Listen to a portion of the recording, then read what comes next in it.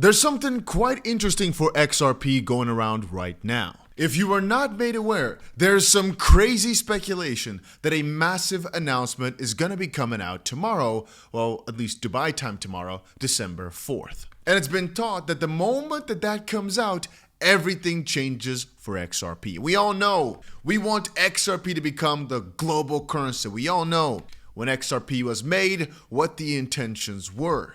Some people are afraid that the moment, what happens tomorrow, right? Ripple launches RLUSD, which is their stablecoin native on the XRP ledger and Ethereum, that is going to take away the purpose of XRP. I'm going to tell you guys right now, if you thought that something as little, it's going to be great, but little, as a stablecoin can take away the power of what XRP was designed to do, that's crazy talk. Then never buy XRP again, because that would mean the currency is quite useless in that department. Ultimately, in my opinion, a stablecoin adds a lot to a network. It helps with decentralized finance.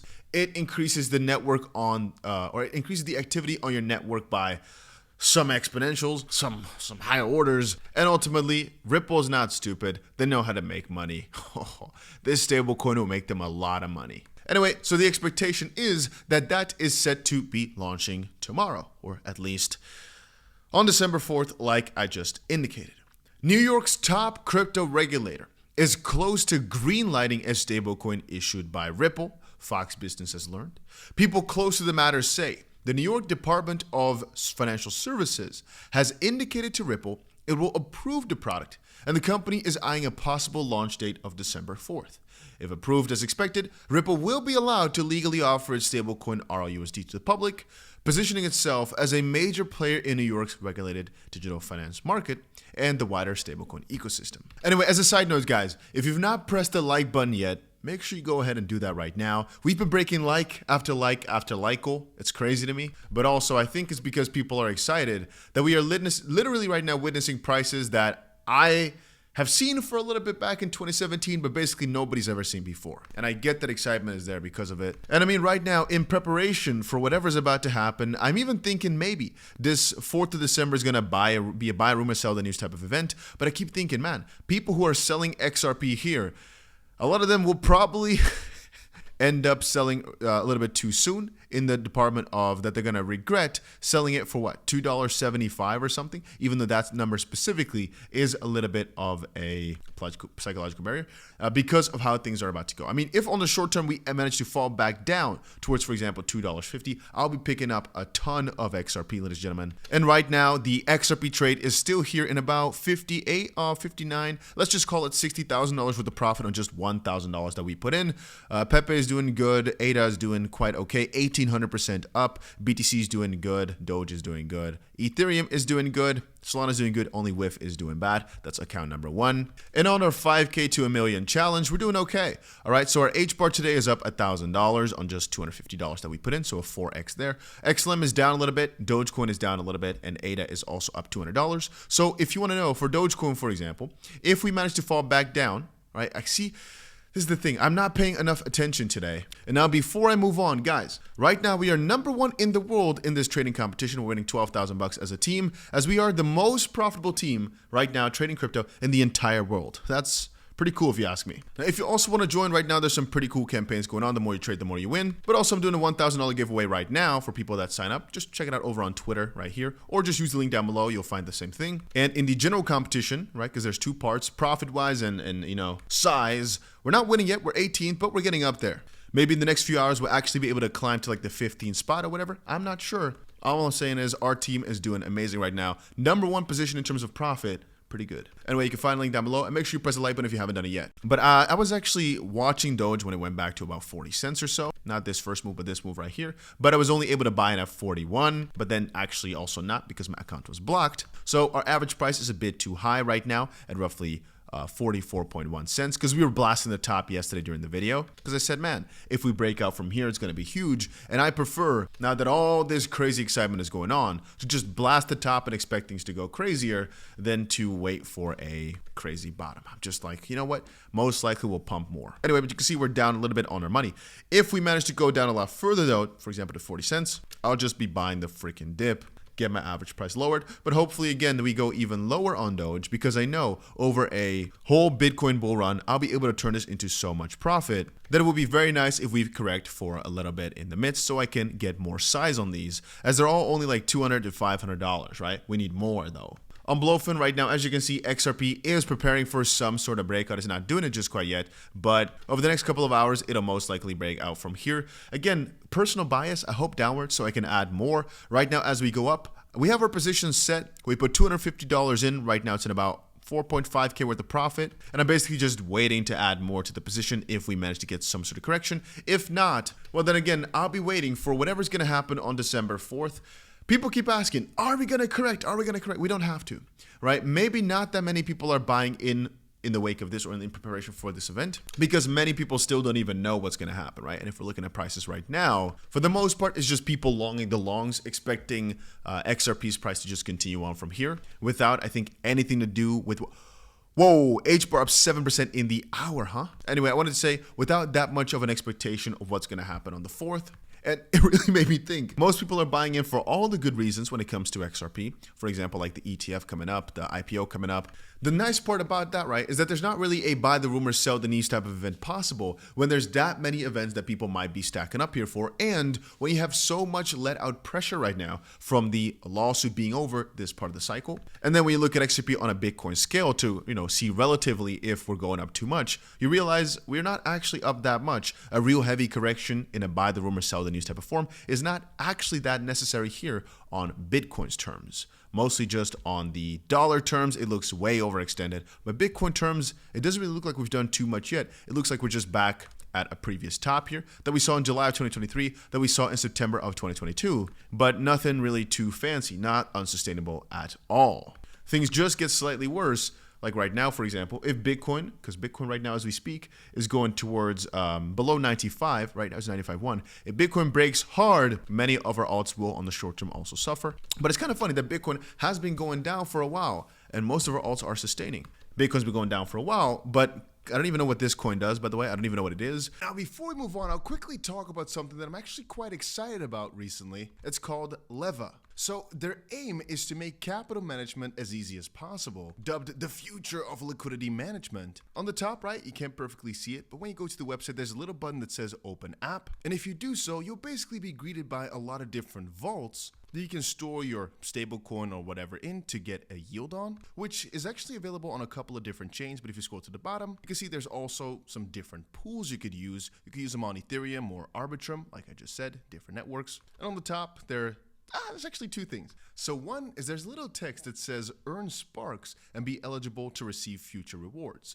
What it basically stands for is that the more you are integrated with the project right now, the more spark you'll be getting, which again will logically be some future airdrop value.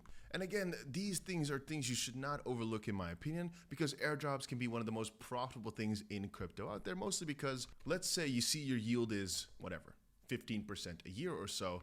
But now because of the airdrop that you're farming, perhaps that actually adds another 20% or so for the year because of the airdrop valuation. It's pretty nice.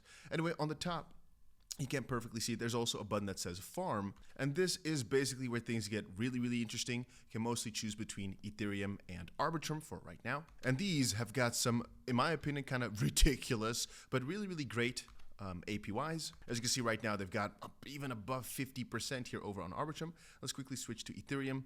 You've got yourself also some ridiculous numbers on some of these, man. Look at that, huh? Those are pretty juicy. And some might say these are more advanced, but I guess that's the whole idea behind 𝗕𝗲, to make it all so easy. Anyway, you can check it out with the link down below and earn yourself some sparks. Hedera, XRP, Quant, Chainlink, all these coins are up tremendous amounts also throughout the week, when the funny part is many of the traditional memes are down. So it's kind of funny that utility really is taking all this liquidity from the memes right now. And that Bitcoin also on the week is just neutral. And by the way, so is Ethereum. But so is actually Solana, so is BNB. None of those ones, all the platformers are doing nothing. With utility coins, HBAR, Algorand, XRP, theoretically speaking ENS, XDC, Flare, I guess IOTA, they're all doing crazy throughout the week, crazy throughout the day. And all the platformers are doing bad, all the memes are doing bad. There is some irony to that, with the money moving from stupid to, well, some would call it stupid, but I would say the old generation of what people thought had value back in the previous runs. By the way, if we did not go up by these crazy margins already right now, I would say, by the way, that this ascending triangle usually breaks out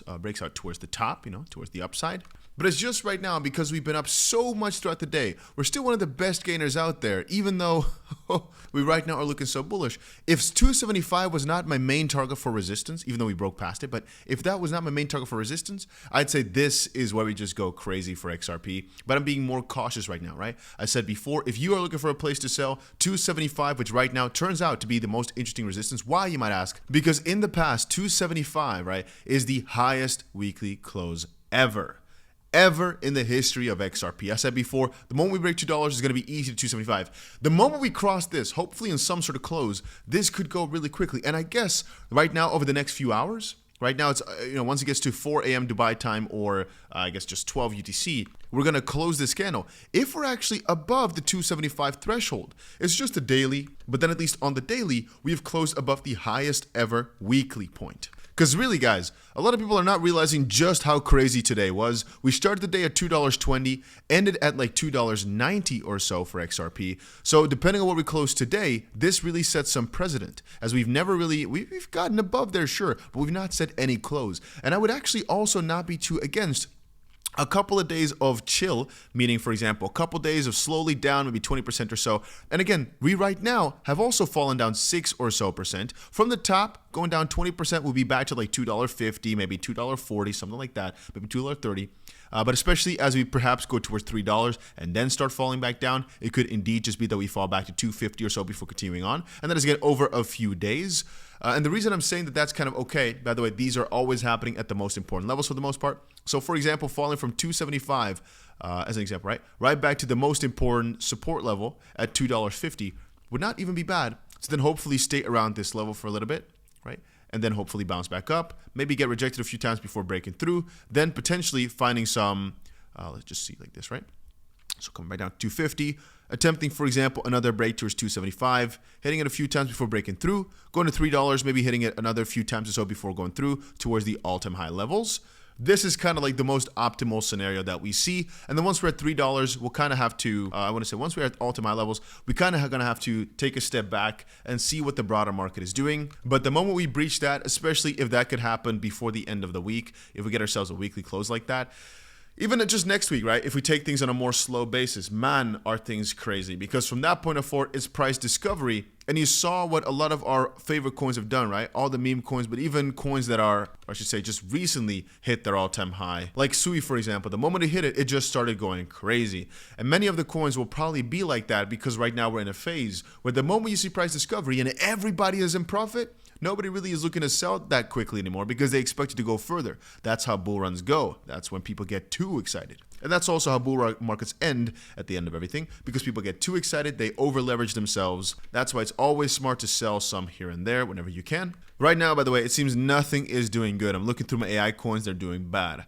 I was looking through game coins just now, they were all doing bad. Okay, maybe there's like one or two. No, they were all basically doing bad here as well. I was looking through everything. Everything is going down. There's no real category for utility coins, really, except for our utility coins. So it's kind of funny that literally most of my coins, which are my top holds, are all up tremendous amounts today.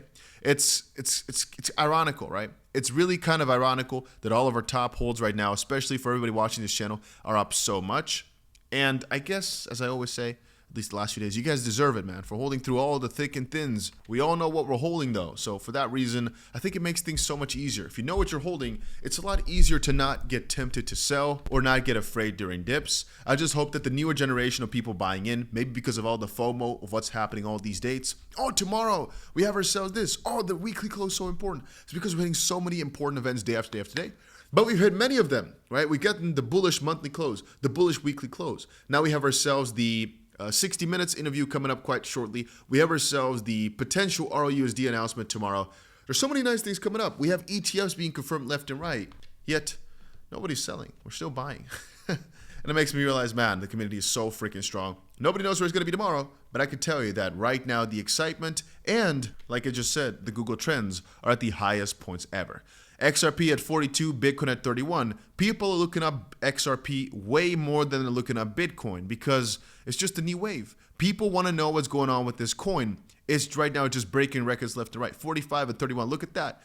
Everything's going up a little bit.